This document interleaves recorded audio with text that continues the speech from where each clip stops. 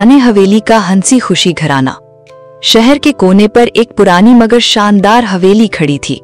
मिट्टी की दीवारें, बड़े बड़े लकड़ी के दरवाजे और बीच में कुशादा सहन, जहां दिन रात बच्चों की किलकारियां गूंजती थीं।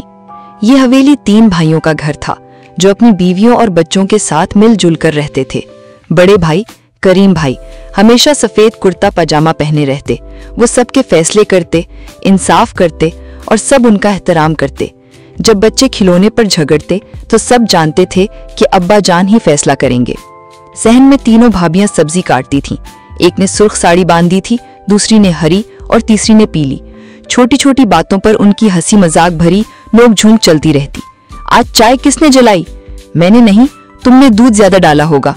और फिर सब जोर से हंस देती, मगर दिल ही दिल में छोटी छोटी बातें संभाल भी लेती थीं। सहन में बच्चों का मेला लगा रहता। कोई गेंद खेल रहा होता, कोई पतंग उड़ा रहा होता। शरारती बबलू सबसे आगे रहता। एक दिन उसने पानी की बाल्टी में मेंढक डाल दिया। पूरे घर में शोर मच गया, लेकिन आखिरकार सब हंसी से लोटपोट हो गए। शाम ढले सब लोग सहन में इकट्ठे होते, चिराग जलते और फिजा रोशन हो जाती। करीम भाई सबको नसीहत करते, याद रखो, हमारी हवेली की रौनक हमारी मोहब्बत में है। अगर हम इकट्ठे रहेंगे तो ये घर हमेशा आबाद रहेगा। सब भाई भाभियां और बच्चे मुस्कुराकर उनकी बात सुनते। रात के अंधेरे में हवेली के चिराग जलते, बच्चे ख्वाबों में खो जाते और बड़े सहन में बैठे हल्की मुस्कुराहट के साथ आसमान की तरफ देखते। छोटे छोटे इख्तलाफात से कुछ फर्क नहीं पड़ता, असल ताकत मोहब्बत और इकट्ठा रहने में है।